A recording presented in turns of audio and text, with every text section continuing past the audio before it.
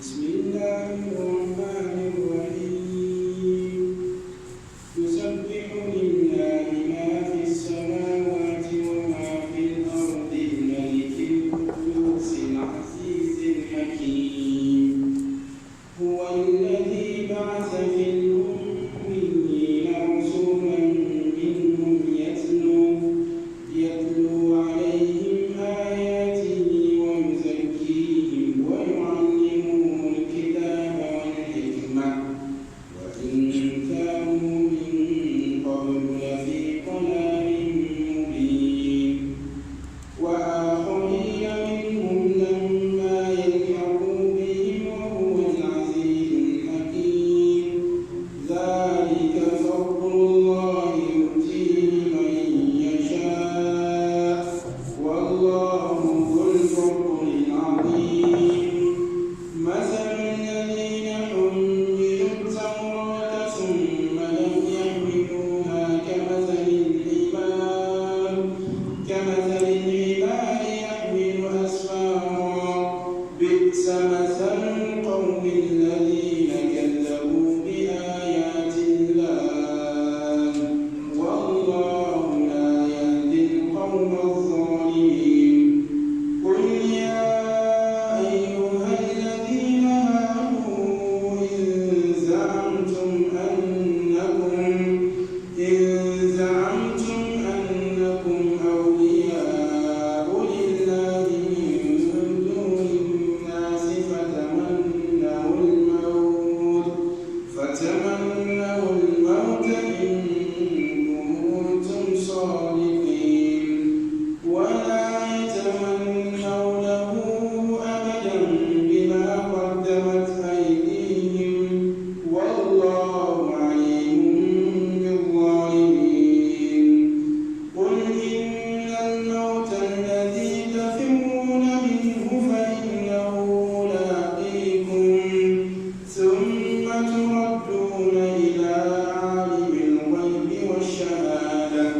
فينبئكم بما كنتم تعملون. نعم.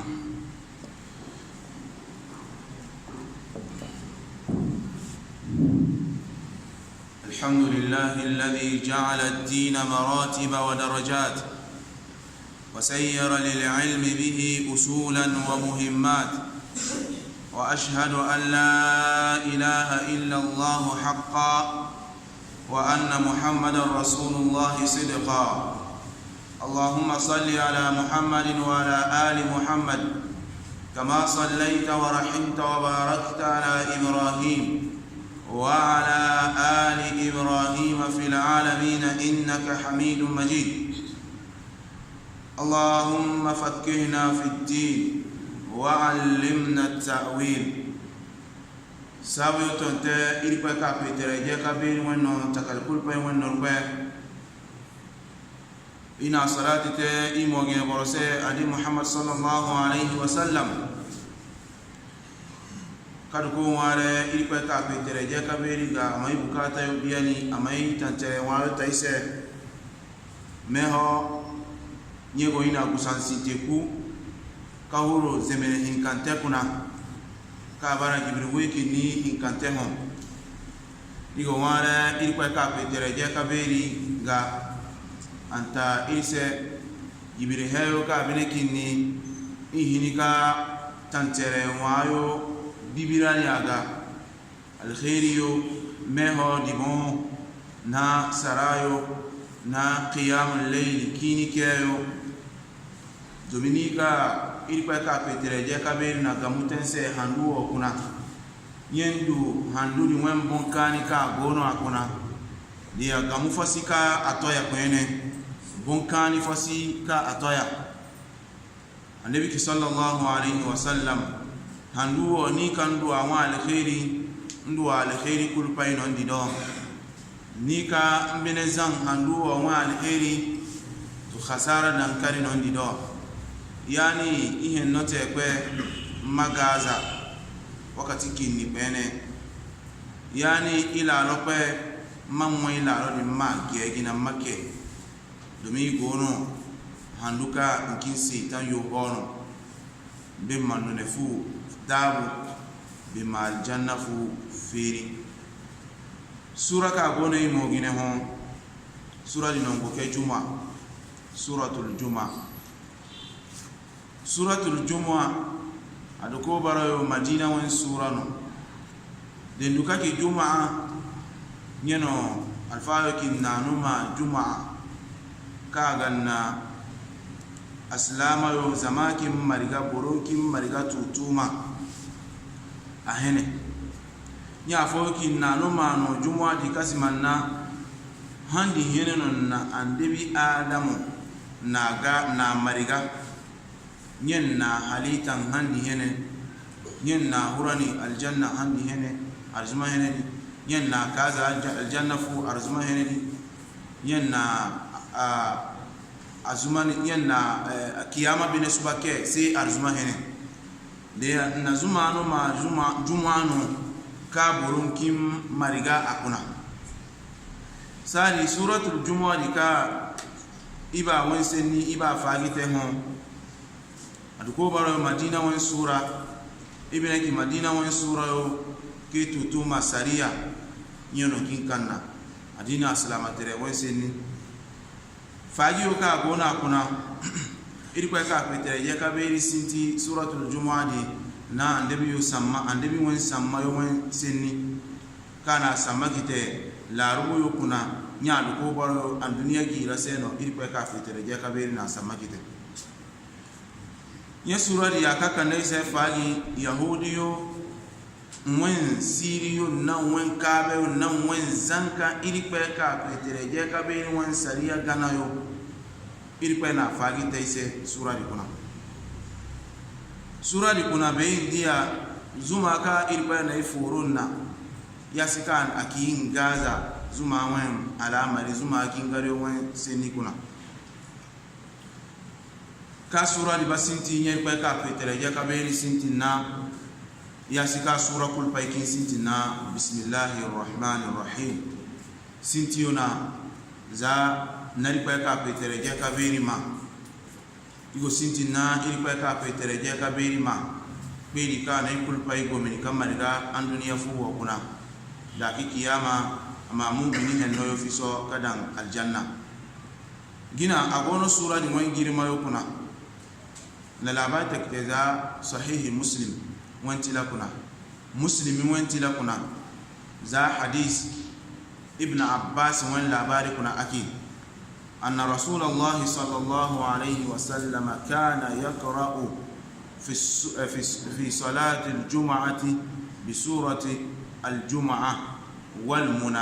والمنافقين النبي صلى الله عليه وسلم agona wen done kuna arzuma heneyo zuma kuna sura wen girma to arzuma hene ke tutuma akin gingari nara de raka sinte zuma kuna awen raka sinte akin sura wa kyo sahabi fo ki nyewo na hinika sura wa hafiza seza nabi sallallahu alaihi wasallam awen akeyo tutuma ka kinka kyo arzuma heneyo zuma kuna da raka hin kantani be ankanna suratul munafiqun sura ko gana sura wa banna kifo yasika arzuma heneyo akin kyo sajada arzuma heneyo asubayo ألف لام ميم تنزيل الكتاب لا ريب فيه من رب العالمين أوين ركاهين كانت بأنكنا هل أتى على الإنسان سورة الدهر دي بنا سورة كانت سورة الإنسان أقول باي ما غافلون كنا دي النبي صلى الله عليه وسلم أرزما هنا أو سورة وين جلماتو زما هنا زما يو أكينكا يارا بايو yasika ibn abbas na ino labari ilikuwa ka petereje kabiri asinti na sura ni yaki yusabbihu lillahi ma fis samawati wa ma fil ard الملك القدوس العزيز الحكيم هو الذي بعث في الأميين رسولا منهم يتلو عليهم آياته يتلو عليهم آياته ويزكيهم ويعلمهم الكتاب والحكمة وإن كانوا من قبل لفي ضلال مبين. إلقى كابترجا كبيركي هيوكم غونو بوندوي نغنى يكل بايكين كو يوم بيتر ما جيران نكوغا هناني ينزه الله ويمجده ويقدسه كل شيء في القول. هيكل بايكا غونو an duniya fu wa kuna ka gono ganna wa kuna ka gono huna wa kuna kinko ipe ka petere je ka beri ma henna nino bia muga ma gera ni ko ga sabu min insanin zaborono wal hayawan de bine memunano wan nabat de bine dumariono wal jamal de bine tugureyono na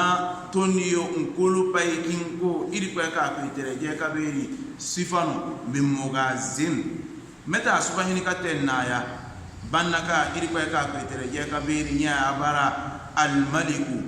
nya abara pe ka gonna iko nya abara he kulu paiwen norbe wa kullu ma siwa allahi al alam he kulu paika gono hunayo kuna ganna wo kuna bara takalino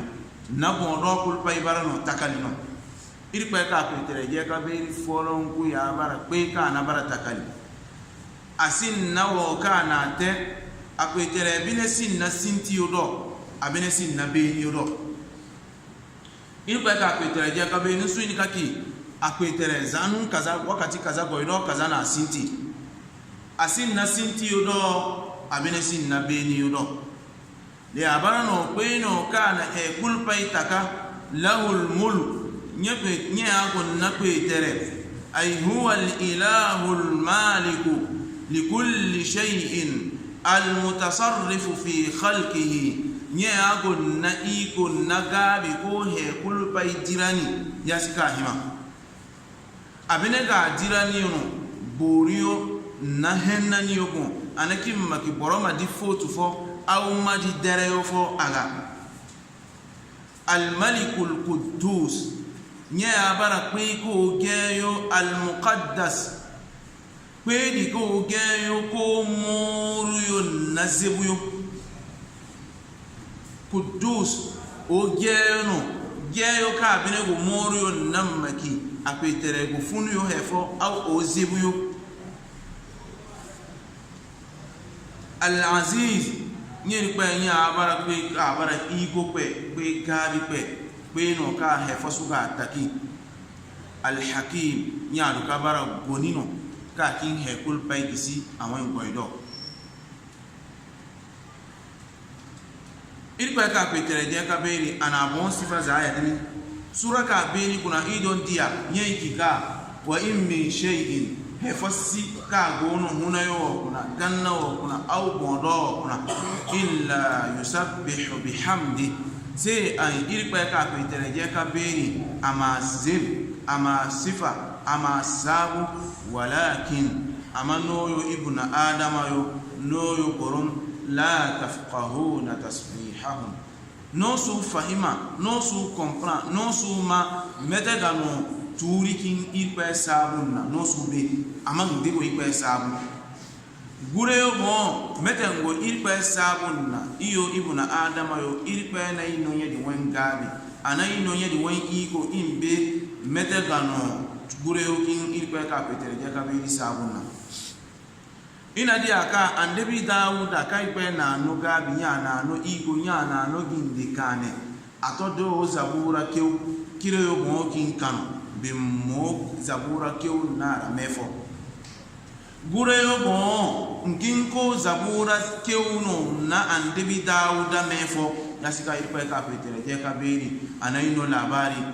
ka andebi dauda awen ginde kane to do irpa ka petere je ka beri sabu gure ni na toniyo na kiroyo bon kin sabu na menodo andebi dauda mefo de irpa ka petere je ka beri ni abara pe ka gonna iko ko gonna gabi wo nya beni akise huwa alladhi ba'atha fil ummiyina rasula nyer pe di ka gonna iko nya gonna gabidi nye ya be sammakite boyoka la rubu yokuna la rubu yonongo ke ummiyina yo aka hadisi kuna andebiki iyo ibarano nahnu ummatun iyo ibarano alhumma faka bara ummiyatun ka ummiya dinya na fasala nyaki la naktub wala nahsib iwen sinte iwen hunayo kuna iyo la rubu isinka hantu ina baraza yahudi na nasara yo kan kin hantu wala nahsib ibn sinka kabu dia ummiya alfayo na wen senite kasman na mbara mobi yono aman wen mobi tere na ki hefo ka nsu hefo dan yobo awu nsu hefo be dia wen mbara no ummiya yo ka nsinka hantum mbele sinka kebu nsinka kebu ande sallallahu alaihi wasallam naka ana dunya giro muluki naka ana dunya giro kulpai kibanya abara kibakwa sinti ya abara process sinti amammo be ana wani keyu abene na wani hantuyo banki ba sem maki nero e ono bismillah no hantu nero asubi abene suwini ka hantu abene suwini ka kew ilikuwa ka petereja kabiri ana yedi kulpai teno ni hikma yahudi na nasara masuka haki abon ya na fabriquer ka hantun kite borono ka asuni ka kew asuni ka hantun giri weta ki banano mare aduka qur'ani wa kai gono ko tiya agone kamme na zumani ase ka agona giri weta ki yen na zumani giri waran ka kinin za se adon kin ko karika tamata mano he kan go kidi nyama do aka dambo ansu fitinyega yeri kwa ka petereja kabiri ki la tuharrik lisanaka litajala bi masu sasammo tamaza ndalle dinga kewunse madwaka hafiza madwaka koton bon tamma inna alaina jam'ahu wa qur'ana iyo iri kwa ka petereja kabiri ya ba malganse ya mubaro se qur'ani be mugakew yenu fonya akinse aki sanukuri uka fala tansa iba kewunse no iban kibara hefo bine sikamba dinga qur'ani kuna man la karani illa ma sha Allah sai wa kari kwa goban majiniga yin ba hinika jiniga nakan su hantu mbina su kew nya fo ke ummiya abe wonno za nya tere kuna de kan kinki lugatul nya kine domin ikul pai kine kan de go senni kul pai i won kine yo la lu kine kuna kinka keno nya won kine fono mwenya wen de man kine fono nya kine de ya bi mana kan nya do non tunuya de ya nya wen kine non kin maka bisa nya akin ko baro kine rasmi amanya disi nagabi kato kine ka annabi sallallahu alaihi wasallam ka ki iyo barano ummiya ibara alhumma fono kai sin ka hantum ibne su kiu amanna ya irpe ka petereje ka beri anaiki ba tutuma deya andebi ikpa ka petereje ka beri ki huwa alladhi ba'atha fil ummiyina rasula nye asamaki te la rubu yukuna la rubu yikango ke ummatul ummiya kan sinka hantum mbene sukyo nye ana andebi samaki tense andebi ni maduka ka ko baro gargadi he be amo baro yonse wazi he ikpa bene na la rubu yo fiso no ne do amobara yonse girima nyeri binesu kibayo ka mfolon kuno ilipa samakite mfolon kuseno ilipa na andibi samakite ama ilipa ki laqad anzalna ilaykum kitaban fihi dhikrukum afala taqilun ibetere na tilazumani kite nose tiladi fihi dhikrukum no wen girima no wen bere gono akuna nkuna mboyo be sansa ka de nyo na tila di gana nyo ba dunia malaka do bi nyo kine nyeno atila di boromba tantere wan nyedi bine su kibayo mustashiriki waka bara asu adini yasibe adini azansibe ankake no go ba la rubu mano coloniser no go ba no la rubu yoki la rubu mai taki dumi e foganna no ma adini anke asu tero ma te kana kin na la rubu kine adini mansa adini aslama tere anke asu teno mate he kulpa ise maki la rubu kine no ya se maki he ono ya he kana iyo sinka ba no kin adini na do yima makino ba me mo ba wa adini ten na kine me akin saka adini na itilasani e kulpa ise ma ten na la rubu kine how igo na he o ka atila se ma ten na la rubu kine yedi kire yano ikpa na ajisita abudan tantere wa yo mo he yo bine gono ka ban na ten na yiwon kine asin na talifo dede na bara gingari de boroba gingari za wani sintiyo ila wani beniyo larubu kinen nsuba kine fo wani anda kuna Qur'ani keyo ma keyo yasikan na zumani kiten na larubu kinen heyo ka kinni kulu pai iwe muno kuna mbani ka te na kana kina larubu kinen apa gingari na Qur'ani keyo ma tiase a iwe adini kuna he fo na abala ika tina sisei ma te na la rukine asi khutuba anaki tila sino ma khutuba te na de la rukine khutuba de le man karu an sinti na de likine ka bon wi na de likine anabara he fo nyi de na domin na khutuba te no asli burun kan go goro mamma he kan go ki khutuba kono naki makutuba te borom maka ko goro nzube he fongoki de khutuba wan asli bara no iforo borom mama he kangoki mware o de tunu mware o ma ware na wankine kan wani naki de mware na de likine de mware na barike kine de mware na somba kine do me kine iko esuta hawo kine kan wani ma ware na irikwa kapitere je kabiri batam nye kinko tamayo ko ene ware ori kuna sem makulu wallahu teke ware ori manukata au mbine mafatiya teke ware ori manukata awo andebi wan done na wan sahabi o kiron sin kan ware maki fatiya kul wallahu fatiya alam nasra iza ja he kan gonnan deki demba ware mari kwa sabu denna kwa sabu masalati te andi bi sallallahu alaihi wasallam bimma ware te amai mo ban maki ware odi kuna sai makinki fatiha salatul fatiha kul wallahu au nyodi kirun nabara andi bi sunna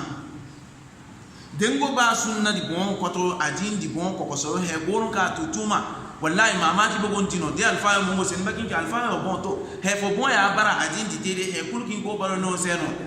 asu guri me anu kinse ka bara tila sino demba ware dembu aduwa te demba ware sen bakin ko fatiha te me akinse makana ise dalili iwa dini o kinyo no dalili bon makana dalili ko kiboka ikpe kino de iba ware sem makin fatiha dangina sem makin kulu Allah dangina bakino ka Qur'an go na barika debine ka Qur'an go na barika ya dimba ware sem ma barika keyi Qur'an wan barika dina to boy do kuna madamba la sabuna abini i dalil no la sabunu ndiayo andebi sube ka Qur'an go na barika ba andebi bofo go beka o Qur'an go na barika ka bisa andebi sallallahu alaihi wasallam na ya wen ware kuna bawo kan hantuise agono andebi wen ware wani nsin kadinu fo andebi o ware sada wen ware kuna moki fatiha kul wallahu salatul fatiha wal ima salati te andebi se ima astaghfirullah te bon wewe in heote awo anki kino mamare ba he ka gonga bitani ka gonga maki ipe ka petere je ka beri se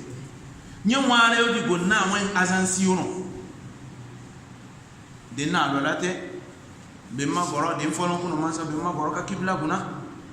ngware ka bori kabisa mari ka petere ya ka be ma sabu be ma zem tali sinkine kuna ni kan wani sai ni mari pa sabu iri pa nan sabu anan petere sabu petere ana bondo yetaka yin naga na yetaka petere ya kin tenta se he ko ba petere ya bini kinno ni ya kin gomini ni ya kin iri pa asabu se he kan na no kulbai ana donna iri pa o ngware petere matontona se fene iri pa ma wen bukata biani iri pa mata se ya hilma beni na tali no bofa kinse se tila si semma kinna la arbu kinedino semma kin kidenna yele keke ba beni fatiha kulu wallahu hawo nyanzi assalamu insuke wahalani he ka jini kere barano abarano sokino kimino de mwani na la arbu kine ware ngo na profit tutuma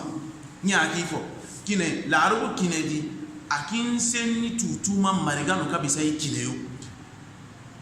denki masa andebi wen ware kuna rabbana atina fid dunya hasana wa fil akhirati hasanatan wa qina adhaban nar ware o an dunya na kiyama no ware nikifo agana andebi wen ware kuna asinkan kana ware o ki rabbana atina fid dunya hasana wa fil akhirati hasana wa qina adhaban nar hefanki ya rabbana ni be atina mayno an dunya fu hasana al khairi ya al fariki hefono an dunya fu wa al khairi sintegina yeno irpa manno we henno be amanno kari henno be amanno fu henno ko sawo nani andunya fu won ale iri fana bisa pene maki ase kari ka zumu he kai hotel ko bai iwan andunya ke giri fa ya bisa he hinzawo we henno ka din he kan na furu na bate nun kan ki ase an goro yana ba goro we henno ya ba ko albarikante he se nyedi banna be mo gonna kari gi henno kam bo go yordayo na de ko no de lole no de bari no bo go yordayo na raka kari di ka go kayo hawe ana to makin pe ko fo mo gine kan yedi hanzuri tere mo agina mangoro ko de an dunia fu wen makane o kunana awa hinza temore be mo gonna fu ko sawa nani usulu weyo de ti ka mo bu se makin kaki eti handugo makin ki makana no lea norpe tere na an dunia wen makane fosika to he hinzao wa fil akhirati hasana kiyama wen alheri binani nyene fo ikwa mangora na janna amma more nanu ne fu mangora na janna yala ngo ba he fo ambisa ya opene de ya demba ware kuna de nyini ka seninno nadika abu demba kinna wen kine kuna go na totology wato abu na seni du ikwa manu we no be manu fu henno be manu keke henno be manu hebe akubayo amade mineki rabbana atina fid dunya hasana wa fil akhirati hasana wa qina adhaban nar hayori kullu marga ni dilo ndia hayori kullu marga mwen ware kuna ni dilo ndia annabi sallallahu alaihi wasallam akika ateza aya ke hinza mware ni binabara no qur'ani aya pene asin na tali mware fo kin ko go baro qur'ani aya bemma dan wen mware kuna ma mware di ma dan qur'ani aya di bemma dan wen aya ko dan wen mware kuna zaman sawodi rabbana atina fid dunya hasana wa fil akhirati hasanatan wa qina adhaban nar dia den mware den na lolate bemma goroka kibla kuna bemma irpa ka petere nya ka beri sabu bemma mware he kan go ba irpa annabi kisa sallallahu alaihi wasallam o ikpe mware he kan go ba fu pai hele borotu takanda kanti takandi mon kanti yuma ikpe mware ikpe manu he ka ba takandi tatanda irpe manu hele kiri kambadan fe kuna awen noru ikpe manu ikuno mansa boro mbakino mware kuna moki awo mane boro ba ko kiri mware ikpe do kiri he kene he beri ono yogo ba vilayo na kekeyo na he ono yogo ba aba he kene di bon o kibo ka ikpe go mware o ta ikpe kere suma hawe na wa awen tan mware ta ba kiri no mba mware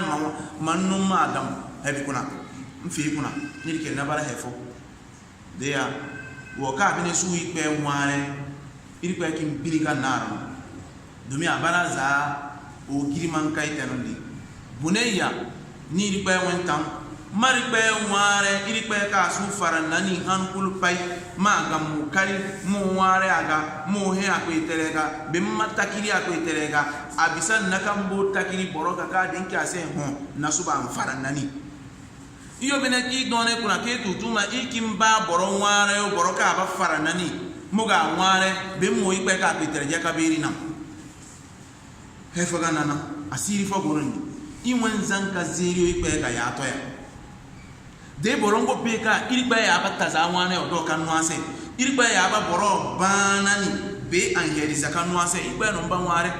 dina ikpe di nware bene zeri o kan zeri ikpe di ka ikpe be bana he ma hunu za kan be ya no se anakin na wen bakasine almaka yokin ko tama da akwe borodi ga direct nyeno heri bate sari borodi bine ma hum domi kan na ikpe ma mbukata biani ke tutuma no ikindia ikpe nware kuna boron kin nware amma nware de hunu be maka ga mbukata bia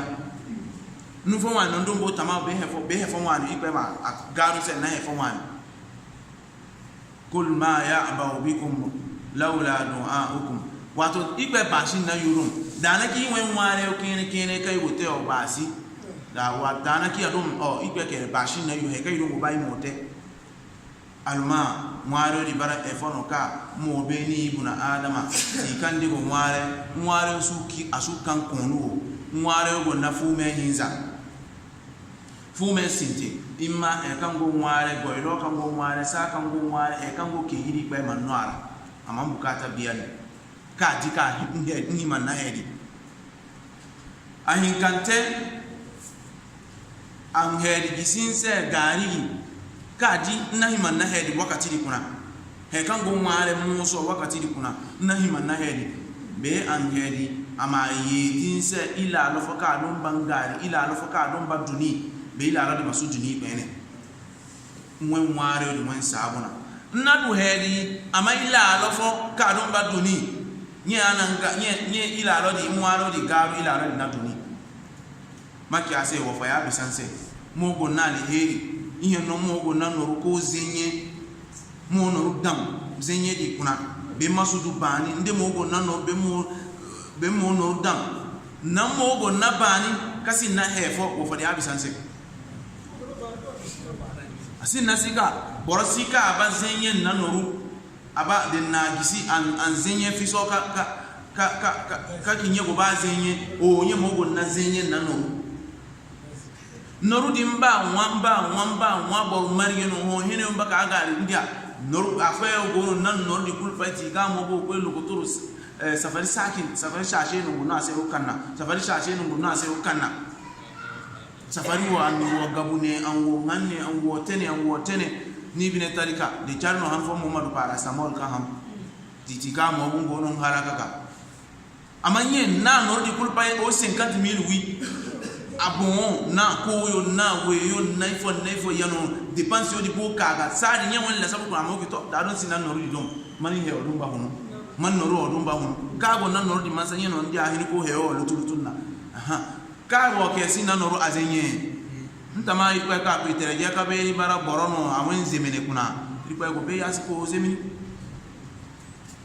walau basata Allahu rizqa li ibadihi la baghaw fil ard ikwa kidenyo na arziki o dari se ganna kuna mefo ya idon batiki dalino walakin amanye kin zumanno bi qadari ma yasha zakaka yin ba wo mogonna wo masinna wo magbete wo do ama bana be andu anu ka pe hefo wani bana na akuna yano ele bor kokoro irikwa ka pe tere je ka beri he ko kibo nyen pe tere gana agana aya fo wani kuna ki dedum irbe hinka ya don gonu ganna kuna la fasadata ganna don basaran ama kai pe fono ni hay ka ganna no alama liko jira usena domi de irbe hinka no don irbe don ba ki kai wo pe ta se o be irbe ma ka o ye no ba mate la ala ba'dhum ala ba'd boro don ba ki no he wen no bate be wo irbe o don ma ki he wen no bate irbe o di kulpa ibine irbe hinka di kulpa ba ka ga mete no mboba magabi kibakere kano yasika president inkadi mboro bara kuna de na vote tewo makinata kini wo makifaru heya ma wo muki heya ma de naka seni di gunaka hin sawete tamatama mete para kintelu madi period wakati di kuna kifo no para desordre ki huru wo kan bozi wo kan bo hini sara wo kan bo heyo te kol pai hele al kusu la ka konyo makabu na katemete ka hedi hinsan hita tama bo folon kuma do aka goro nu ma do akote metedo ko goro se he ko kiboka ilpe ka ko tereje ka beri bara folon ku nyeno ndido dea ngwareo abara metero in ngware na ikine in ngware na de nikine in ngware na sumba kine in ngware na kine kan ngware kulpai ilpe ka ko tereje ka beri abata iseno amma yujibul mudarra ila da'a me akin wo kada gono pitani bon kuna me akin ka wen ware ta Allah ba keferina kwa bara wallahi akwe terezeka wo kade gono bitani kuna nya gono takasi kuna dabene na kameza kanye ware nyebine ba wen ware ta nyebine ba wen bukata biyani igo ware kwa ka petereje ka beni mai bukata biyani huwa alladhi ba'atha fil ummiyina rasula yeko itare ya samakite annabi yo nyana annabi samakite sallallahu alaihi wasallam me kuna la rubu yo kuna kan bara bo fo kan su hantum bene su kyo la rubu yo dika ikwa bene kinelo anakitila sino amobaro mfolon ku ikul paino ama ilikuwa ka petereje ka beni na kamegoru ngadominyo ya bara borsiteo nkunano annabi sallallahu alaihi wasallama aka ilikuwa na samakite nkineno ka bina subayni kate annabi ni maka na ikul pay kineoni ilikuwa na annabi girma na mobaro alhumma gira heli kiyama ko ikenna yatlu alaihim ayati annabi di akano be amo ilikuwa ka petereje ka beni wen ayo amo qur'ani yo amoga keunse amogun kibasiria amokinse heka ilikuwa ka petereje ka beni ubago heka ilikuwa ka petereje ka beni subago wa yuzakkihim ay yutahhiruhum min ad-danasi al-kufr be annabi sallallahu alaihi wasallam amo sahabiyo amo kifiriyo amogun gerani ko kaza kifiritere wen zibi kuna kogo yeti adini aslama tere kuna yuzakkihim ay yuzakki qulubahum amogon bineyo gerani ko kwennan da imani do kamme kogon kibaka imani ya ima kimino rikpe ka petere je ka be se nye ya hima boro mate nye ya hima boro madamwen bine kuna domi aslama tere malukaka kifiritere ka gono mwen bine kuna kifiritere di su kibayo ngoko kibayo na ka kiyamasi he ka boro go tekul pai an duniya fu wono nsin na fokorofo nsin na he foka bambana yasika borfo kinni ko gono ba mo so inwen wakati okuna kifiritere ka gono mbine afo bine gono ambara aslama yo amanna ya kifiritere di wen efeyo amon zenye yo kinni ko gono wen bine okuna de akwezan he fono au bine bitani fo ya kaga au bine ila la fo ya duara awen kifiritere wen sida yo wen ila no de ka kinni di abaki hedi ole am kinyena na narikbe nyena na irikbe ka petereje ka beni se abaki no sikoyo ya bago sise ni ogbon de bine balai fo bofo ya don na hefote nye he ni wen ila lo sindi ko ka abaki sikoyo ya sikintinti ko senini do sikoyo nyo ya sinti ko senini di he ka wane na wane oteno na di aka sikoyo kiru na jibiri dea hezaya dimi kinezaya dimi si imani wen alamari kuna boronsin nahini nawan aslamatere nawan imani yo de fo duni makina hedi nan bukoyo se bukoyo ya bagosi de num foka ngonna kwetere wen alamari no makikpe wen kuru ya bine ba he o fefe ina he o nan kpe kuru se ina he o nan kpe ndongo mamma kwe kuruzibani na ina heo na ganna boronse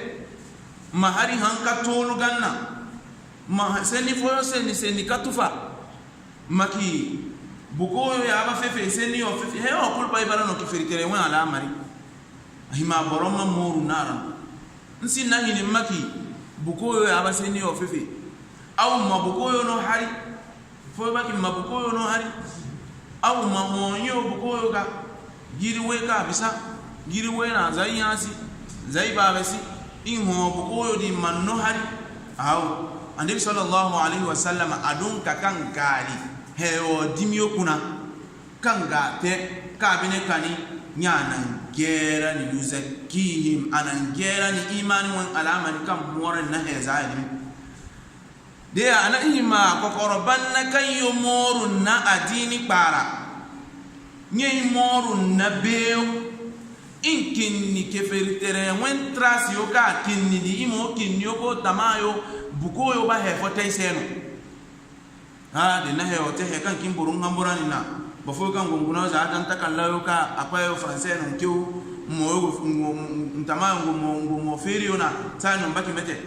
de no na he o te no gbe su gbe mo ginefa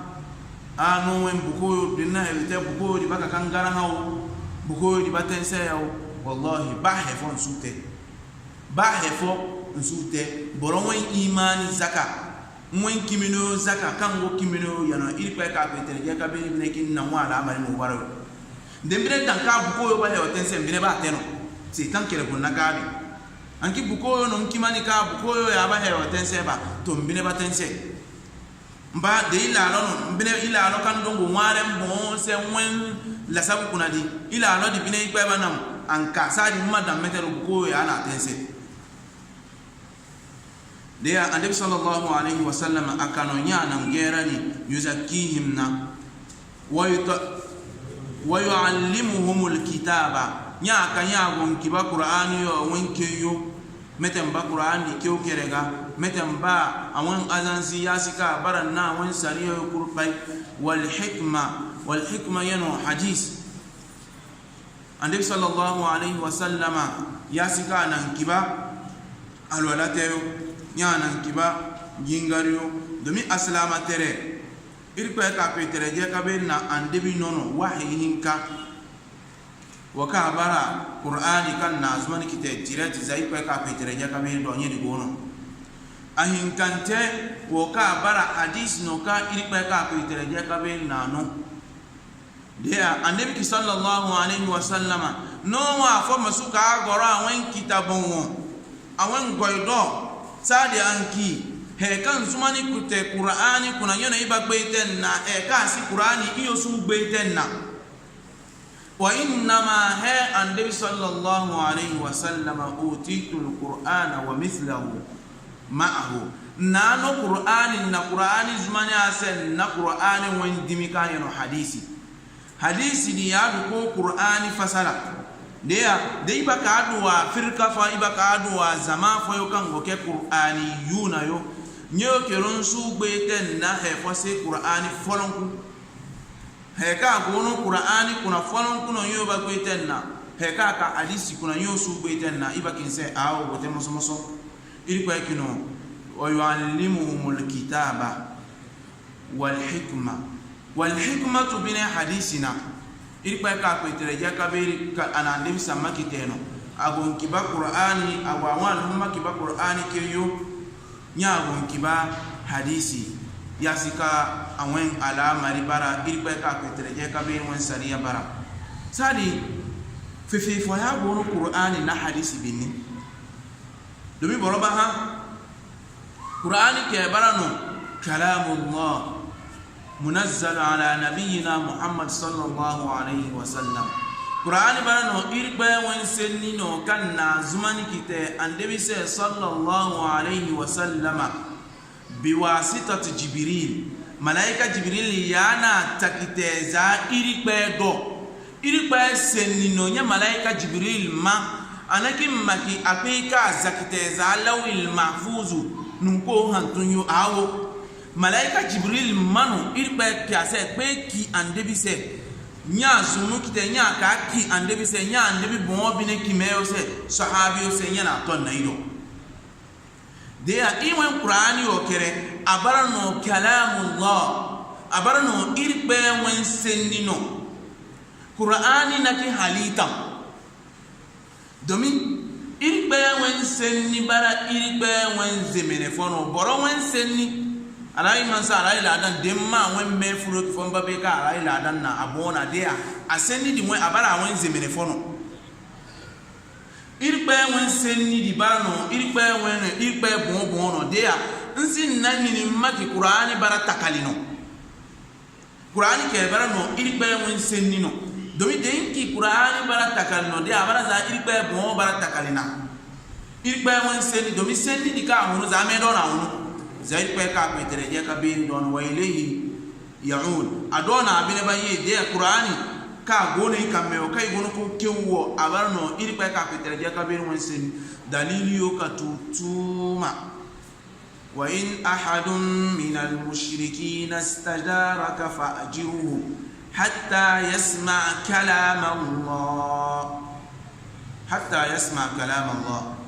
de ke feni fo ka tulkuten nani ko ba angorongere wakati kene fo saka ho yo gonu ala marina sadi adu ko ba ma adini wa ala mari to ma na me angorobe amma in ba ka ko iterege ka bi won seni de dalili yo o kibaw seno ka qur'ani o barano ifalo il ba ka ko iterege ka bi won seni آية فمانك سورة لقمان يحكي ولو أن ما في الأرض من شجرة أقلام والبحر يمده من بعده سبعة أبحر ما نفدت كلمات الله إلقى كابتر جاكا بيك دينا إيسا يوكا غونو ما مريكا كل بايكا يتي تدوى توريو كان غونو بمن كل باي يتي كلام سادي تدوى دي إيسا يودي موس نيو عبارة تدوى بموسورة nakala yo kan te andunya gira wan turiyo di kan na te nakala ni mosara ko iri pa wan seni ngantu iri pa nya wan seni subeni ma nafidat kalimatullah nya pe tere wan seni bine suba beni dia qur'ani yo barano nya wan pe tere wan seni no kanye na zumani kite ande se sallallahu alaihi wasallam ni buna adam ni boro de mbe ka seni o qur'ani o kai kono ko seni a barano iri pa won seni o pene girma ya ba to no se de ya tika mo kul pa man sa qur'ani o ko ke udaki sabbaha lillahi ma fis samawati wa ma fil ard huwa alladhi ba'atha fil ummiyina rasula qul huwa allahu ahad alhamdulillahi rabbil alamin de ya iri pa no seni na ya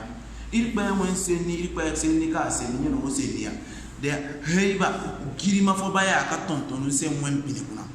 qur'an di wen girima ni oba tontonu mwen pine kuna no ni kan do sube ka qur'an di bara ikwe wen senno de dembe ya kifamba be ka qur'an di wen girima ni oba senni fo wanno agona kuna mbabe ka sariya ka agona kuna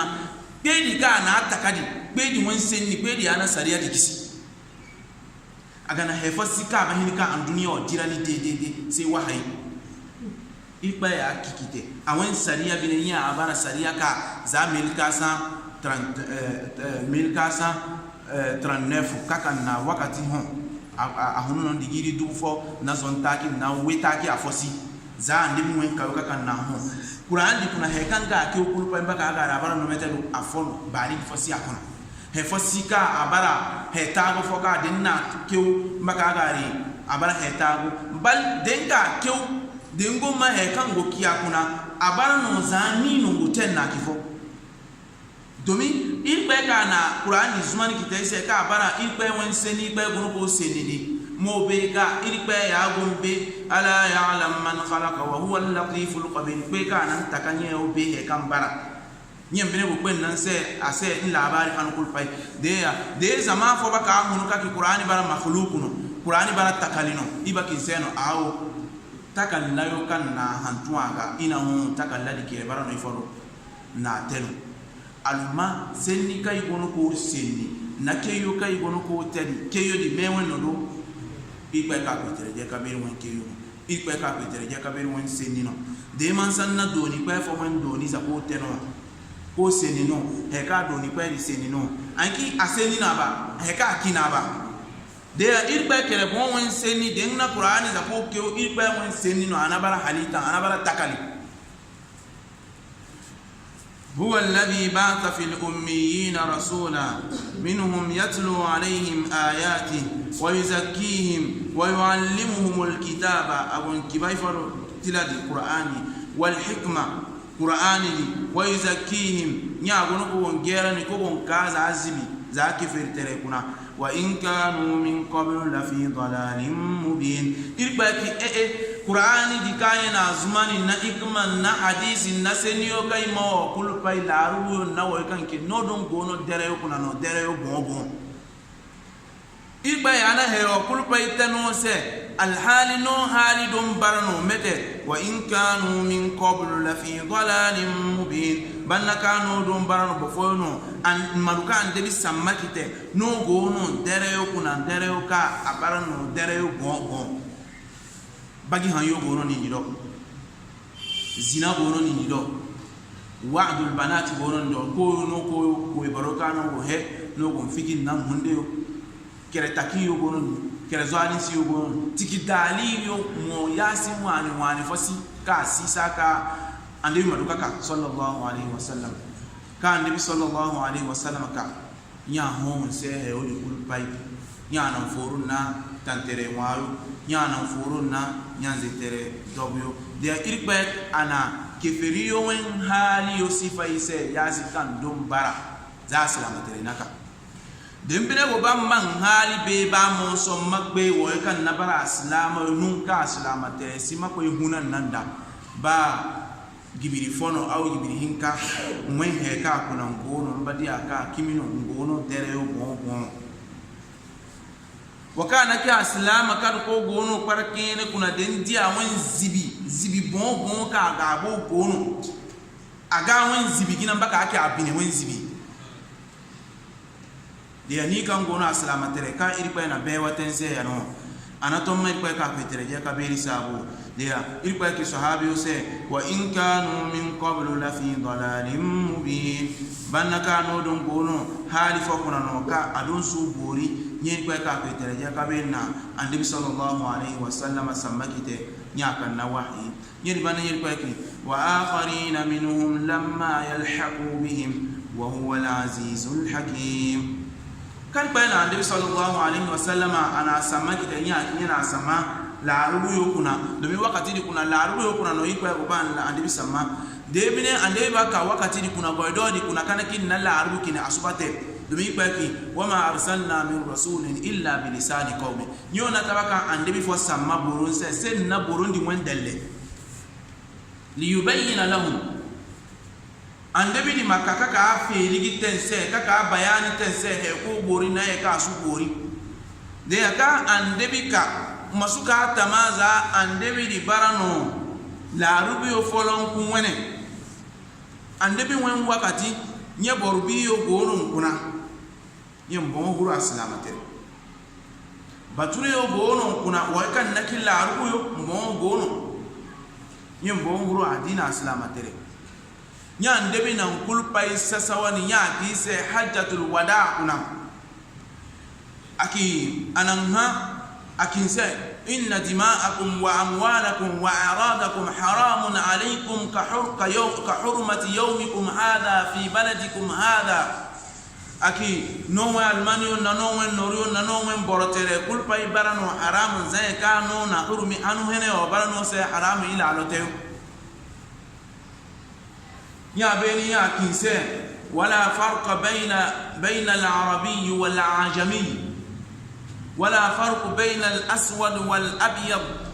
في فسي لا رؤون وكان كلا رؤو بني يانو في سي وكان بنا بربين نبتوري بني غا بار نغا بن نغا دوسون نغا هكاكين وكان بو بيقول باي بني إلا بالتقوى وتكرم se ilba wen hamburi basi ilba hamburi folon kuno mbisa na kere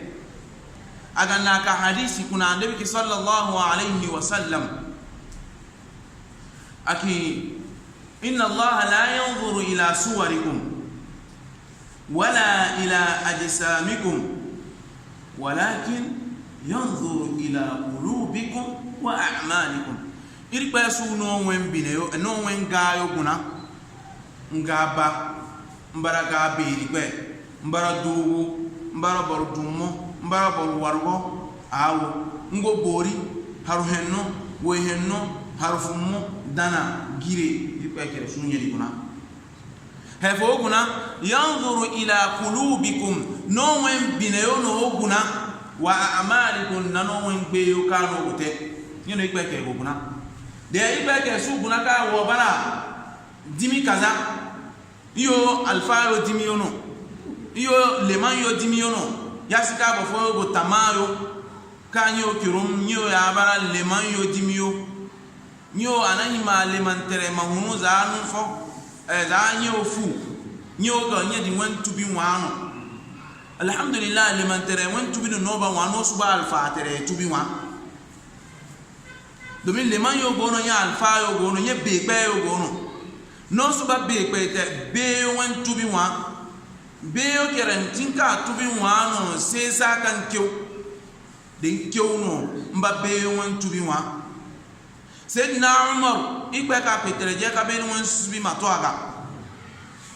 kasman na laru yo man done in suba tutu laru suba hini ka tutu ma borfoda se ka na amobaro ya se har kusu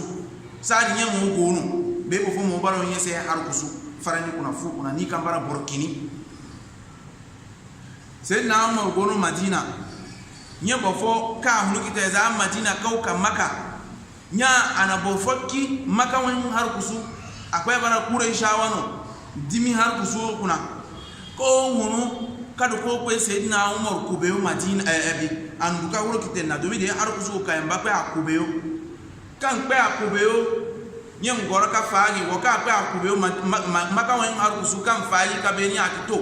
kan bo hunu kita asin nasika mba gingire na mba fu na mba farani na mese no na nyaki nyana bo foma ake akpese na ana fu na se na amor ko bara Maka borono nyo Maka wen arkusu be nyo boron be kan goro Maka nyaki nyana maka ake ase da na akpa be aki meka meno akpa nyaki mwane kaza wen tanka longo nadi kere aye borkini mansa nyina annam nyina annam Madina Maka wen gingire nya bara hal kusuni do okanani numero kiase tan waka na fansa nyeno nam kuresha wo wen hal kusu he kan yini katena umar gonu ko se ko mamaki nya la ru yo tutu nya boro kiase kimino mwana di kango di Salim Maula ibn Umar na nya kango didi abara no be Qur'ani kuna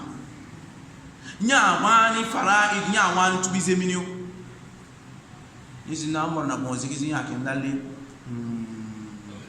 Allahu akbar aki andebi je kaki inna hadha alquran no di Qur'an wo kerekim fu foyo zabondo no be am fu foyo zeri Qur'an wo kerekim bor foyo zabondo no be am bor foyo zeri nyena brodi abara no bofono ka sin na dimi adimi bara no tandimi yen na fansa ho hene mansa nya aye har kusuifa ganna ka bara ko Qur'ani da yomo nyogi ngare nan da nya bara har kusu adono bakwe gosi de seni foka nya wane na wane yogono Allahu akbar ande bi keje ka ki ka Qur'ani he ka kintena danaki Qur'ani na bewe ala mari bofo gono nan wan noru nan wan almani usbahini ka be mungine ka senni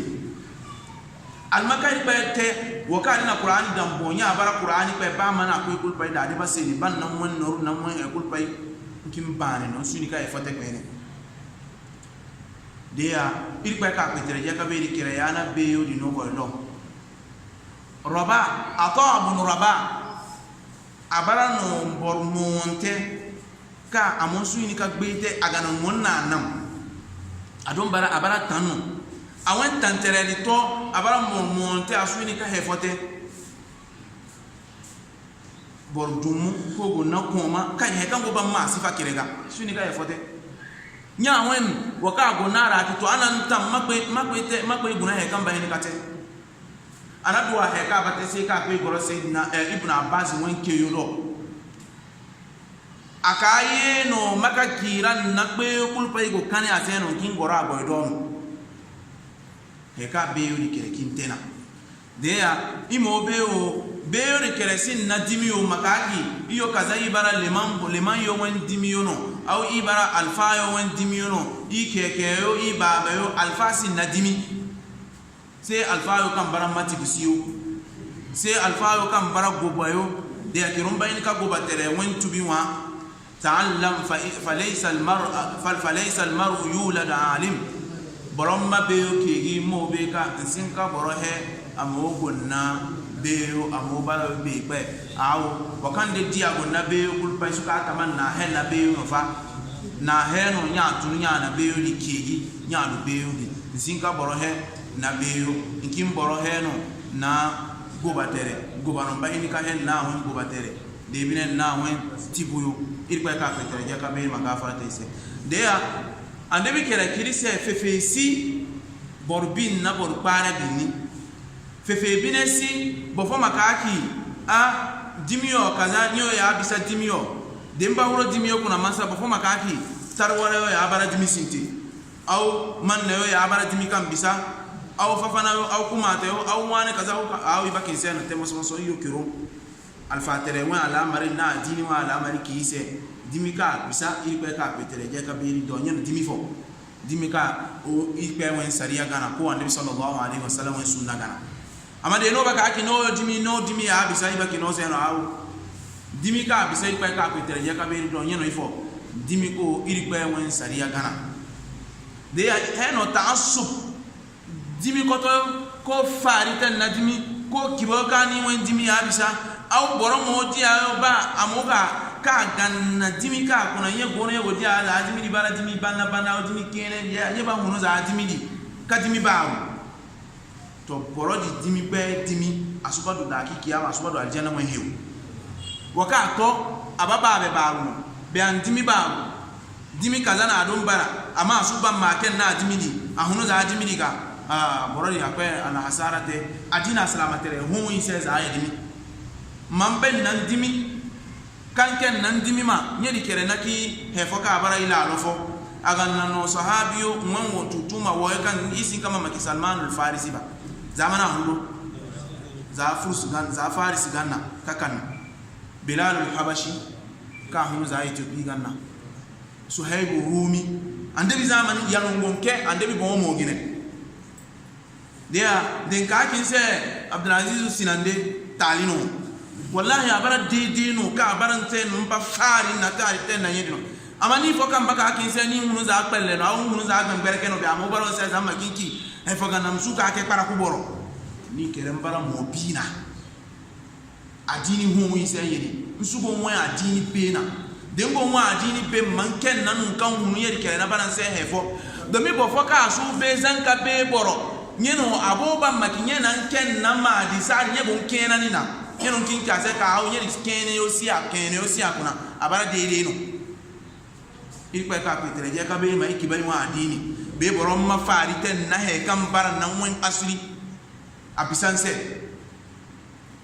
dia ande sallallahu alaihi wasallama awen sahabi kasma nabi sakere wa alama sahabi fo ana Salman al-Farisi wo au ana sahabi atama Salman al-Farisi no nya kya ana hefo kya se ka na hima nya fo wa na Bilal wo akini borbiko donc azan wo bi ka ba wo he ka ba ta san ade aki yabna sauda ni borbiko seni di nya jira ka to ande sallallahu alaihi wasallam hanwa to nya ande sallallahu alaihi wasallam ananke nya ki mansani akinki jahili tere kini ko gononga wakana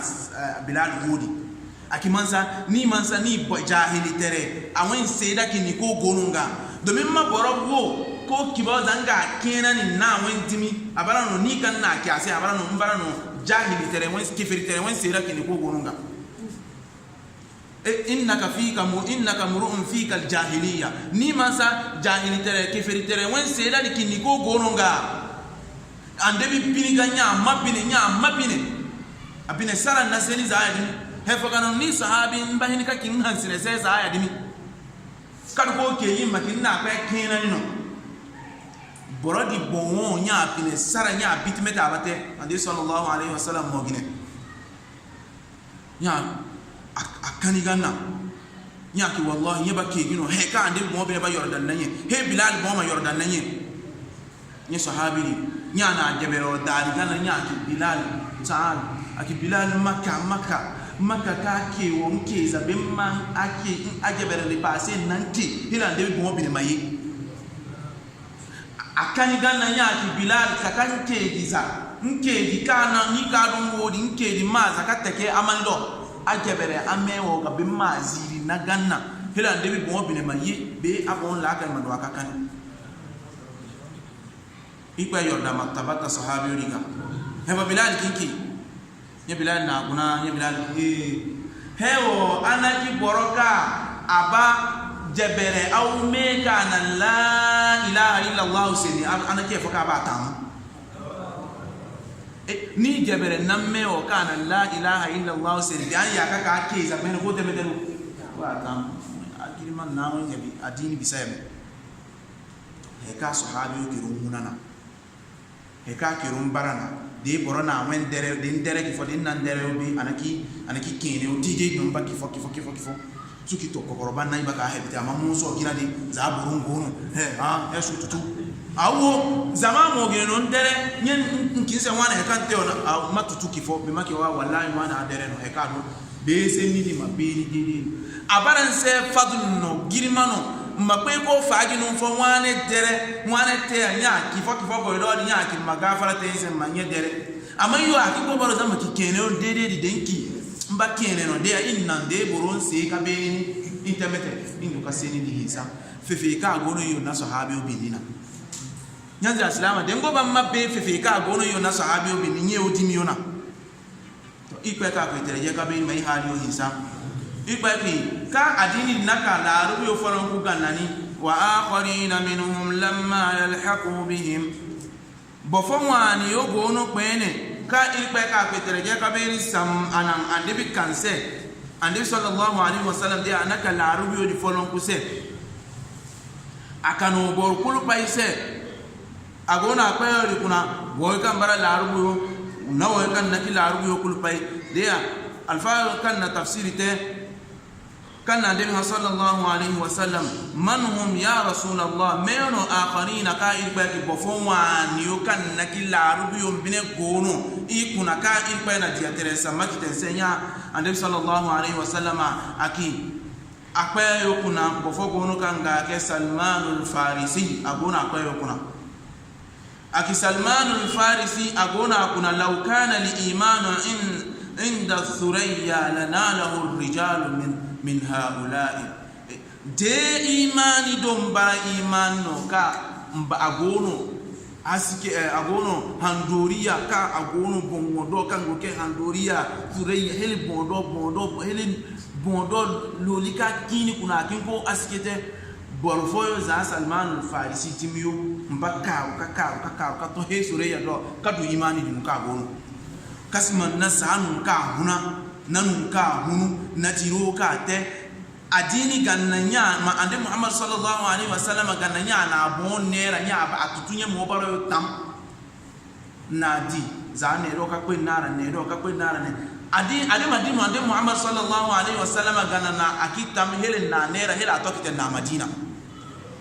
giri tutuma no ka ma ande bilaba ade okegi nyema tokite hele agina ka tokite ande sallallahu alaihi wasallam Madina ande bona hijra tekite kakan na Madina dea iyo bon yaska ibn Abbas ki mujahid man tafsir kuna ki humul aajim wa kullu man sadaqa an-nabiy sallallahu alaihi wasallam min ghayri al-arab wa kadana kimino ande sallallahu alaihi wasallam kana kila arukul pay abahuru wa akharina minhum lamma yalhaqu bihim dea huwa alladhi ba'atha fil ummiyina rasulan na ande samakite la arubu yokuna bi khusus ka sintin nanda wa akharina nabafawani yumoreka mbaka ka la arubu yukuna na wa kan bawuru adina aslamatere kuna kulpai hele kiyama pekenna wa huwa al-azizul hakim ilikuwa kiyabara no kweno kanye gonna gadi nyegon na iko nyewon iko na yewon galibo he kulpai takiyono dhalika fadlullahi yu'tihi man yasha ilikuwa ki gomini yo kanye na te andebi wa alhumma wose abarano gomini no kanye kinte o kanye bubase gomini yo kanye na te andebi sallallahu alaihi wasallam kasima na risala na dia tere kanye zumani ase an duniya girawo domin annabi yokin kanu unyon nan burun foron ku amai wai annabi Muhammad sallallahu alaihi wasallam na samaki teno an duniya girase kuminan yani banna ko ene dia tere kan na annabi fi sonna Allah ya'lamu haythu yaj'alu risalata ni pe tere yo be nu kan yakin ywan dia tere da nyedi banna ko ene am yahsuduna an-nasa ala ma atahum Allah min fadli faqad atayna ala ibrahim al-kitaba wa ataynahum mulkan azima no gono ko goron hasana na bere na girma kana tense ande bitere bon domin wa afoyo gono ko kim de don gasa den don na ande bitere no borihin kafo kan gono imma maka de bine to ifukuna adon bisaka nano ande bi sallallahu alaihi wasallam se den don nano Walid ibn Mughira se ka gono maka nyo kulu ya don gobo islamu aw nyen na bafo wa anfu so ka gono taif da se nan don na ande bi teredi no abisaka nano ande bi sallallahu alaihi wasallam nyene ni pa yake Allah ya'lamu haythu yaj'alu risalata nye ko iterayo be mese no nye kindi atere no meno nye ba fiso na di atere dia dhalika fadlullahi yu'tihi man yasha gominina kanye ko itere kinte woka senye buba ayo andebina sida zannara nufo nye no manido talika yo ya ka andebi gare kaki dhahaba ahlu ad-dufur bil ujur norbayo bisan nayo lada tutuma norbayo mbisan nayo lada tutuma iyo nanda ikin ko kingari mefono be mo meho mefo be mo sarate yo sudu aka sarate ndia mbisan nayo lada tutuma ama yo nanda mefo yo kingari mefo yo mefo yo alama rikul baite wa yatasaddaquna bi fuduli amwalihim den tunube mo sarate nan wan noriyo ka kina ama yo talaka yo sinano kai ba sarate dia mbisayo ya ndebi kinse no go ban no ki ba he fo ka abaki sabu no bon kin ko sarate ya ngi o ya ndebi ki de no kin gal ka be no kin subhanallahi ta wala zakininza Allah alhamdulillah wala zakininza Allahu akbar wala zakininza be o mo wina la ilaha illa Allah Muhammadur Rasulullah abala no se sarano no yo bon o ko kote talika yo na akiba ngonata yen ki go hete gingal banna norko ya dino ya kama talika yo digo mbon kinko adwa za ya limite nyen na turkute nanda yen ki ande biya na ikiba yana ki inkin kote nyen norko ya di bon duwa adwa za ya dimi tasuba za ya dimi ka kin kote talika yo kinke man ga ko ene ka ko ande bi sallallahu alaihi wasallam norko ya di ma adwa di ngoteo de ya kadwa adwa di tontoni sara nyengo sara te na mwen norio ko ene ni andebi to meta ibate andebi na ngona ya kito meta ibate dhalika fadlullahi yu'tihi man yasha iba wen bewana awen gominina ka kinte akinno ka se oba okwe suru gominika gonun kammeni norudi ka gonun kammeni iba yana gomite se nyeli ganna noyo mo bene okwe suru no wen suru di abano tora ni daki kiyama norko yo di wen goido talika kana norko wen goido be kana bara talika giriman kaipe daki kiyama iripe ba gisino norko yo kanna iripe wen sariya gana wen goido de boro na almani be almani di amuga lo yasika ipe foronna ni kan sin na noru di denti akpa be maki gas maga kadi de mo don go na noru ya ho te kan wane go noru ma he mo don ma waza ya di ma le heri kuna to iri pa ban no akpa wen lada di wen dimino wen ni ya ganna amani kan barata li ka girman kai pe nso noru pa yo no wen girma ka ke go na noru abon noru di go na yo go na girma fo kai pe na no ahima no ma girma ni sade mbene su bangan sine talika yo manorba yo girimani don ba fo gono nsinna amade ndi talika yo manorba yo girimani abugo ndoro no wana na wana no go tense e na nda ya bine tunu mefo kaga na ikpe na no ganna kaga na ikpe tense ga no go he ku na za amaki he na bara he fo ka kirungo na noru ahimano man noru di wen giri mano seme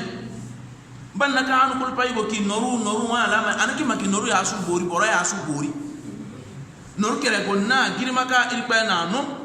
de noru pe ga noru wa ya sika anyima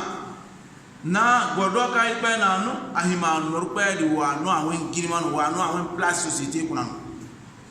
yedi bine su kibayo ka kodeyo no ga au no go ba pa wen noru no he ka ikpe na boro no kul pay for dimno nya di bana e foka boro ba afani ahima ma ka giri mani e di ganna anaki noru pe for no kamme gbenu ifo boro go te be fo awani he ka de bo na kul pay ma giri mani he fo do awen giri maganna sadi more wo ka ko baro qur'ani pe wen giri ma adni ma mo bisa kul pay dhalika fadlullahi yu'tihi man yasha ikwa kinye wen gomina kanye kinka no wo kanye go base dhalika fadlullahi yu'tihi man yasha wallahu zu fadlin azim ikwa ya bine bara gomini beri pe ikpa ka ko tereje ka beri ni abara no pe bon ka kinno ka bisa bo kul pai ayaka iba bo winna yeno ikpa ka ko tereje ka beri agono ko hima kasine teise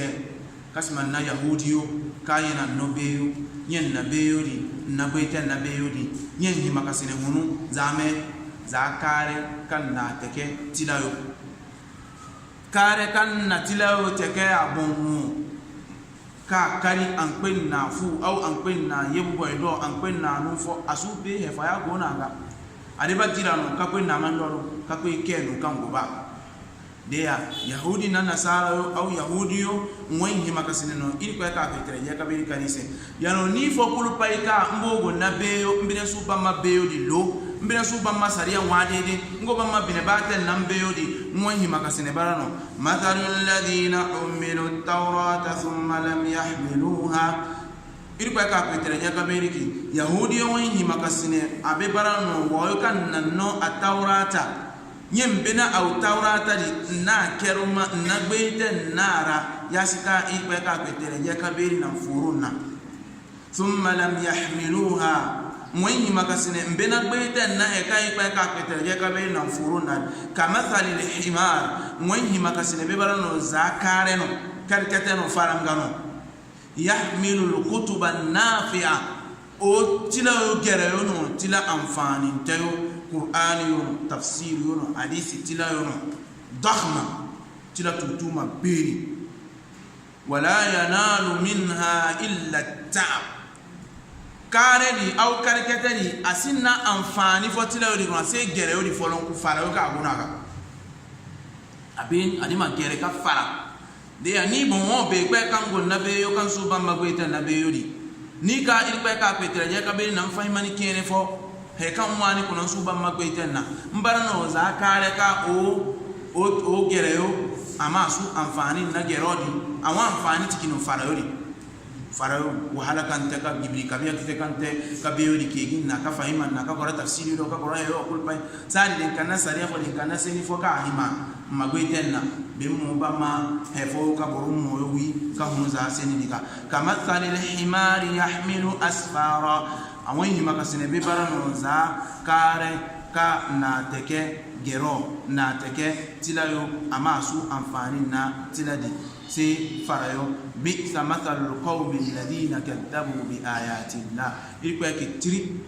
jam na hi makasine o borongo dimi ka ilikuwa ka kwetereje ka be na hi makasine tenna kanna ilikuwa ka kwetereje ka be wen aya yo kako na ilikuwa ka kwetereje ka be wen senni kako safo lamma ja'atuhum ka ayo likanse ka mama ki likanse dinkinse nsuma bele magwetenna anaki annabi sallallahu alaihi wasallam wen zamani wen kifiri foranku hele na zamani yo wen boy kan hu adina sama tere hu mbon wen makasine yana bara pajiri yo kan kinni ko gono mbon wen makasine yana bara mbaka aki boy kan mbon ke aslama yo aw kan bara aslama yo kuna karigi yo no kan wa aslama yo goro mwen wo kan bara munafiki uno na wo kan bara hanwali no kwayo na mwen wo kan ngomboke setan yono bango kinsuma kulpa imarigante mbango nazaka ka ili kwa ka kutereje kabiri ago himani o ayo kuna bi'sa mathalul qawmil ladina kadzabu bi ayati llah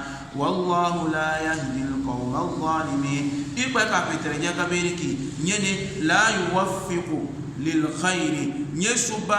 gamute wo ka bara adh-dhalimi seno andu wakati aliheri ni kagana asute waka bara adh-dhalimi ndoma ki ho hene mansa firauna saka baka halaka ahinika kino la ilaha illa allah kaduka halakana madi alama ikba bine ki wakati la ilaha illa allah adukasinna ahura aljanna sari firauna mahinika ki la ilaha illa allah kasinna ina dia ka bannadi kana tadi kulpai be an yaka hinika ki la ilaha illa allah sari matuwa ta se ahura aljanna sari borun waka bine nan bannatani akiza alama ridi asubate de yedi kana ni mobeo ni kambara walimi baade ngo yena hefo yokuna nyembine go heyo dite nyembo tamaza ngo no kimigano ipe bana no mbon wi do so babori ipe su gamutense mahinika tuba ipe su gamutense mahinika helalo de kango tedi na ni na boro he no go wona mefo be mo tamaza ngo nzamano yambo tekekere helin han nsiyo hene ipe bani kana masi hediga ni kambene si hefo ga mbe hediga no batunu ipe ka kwete ya kabe no ibo mware amai siriani be amai muarani na sutayo domi suta bo barono suta beri da kweki kiyama rabbana hab lana min azwajina wa zurriyyatina qurrata a'yun waj'alna lil muttaqina imama wa akhir da'wana alhamdulillahi rabbil alamin subhana rabbika rabbil izzati amma yasifun wassalamun ala al mursalin walhamdulillahi rabbil alamin.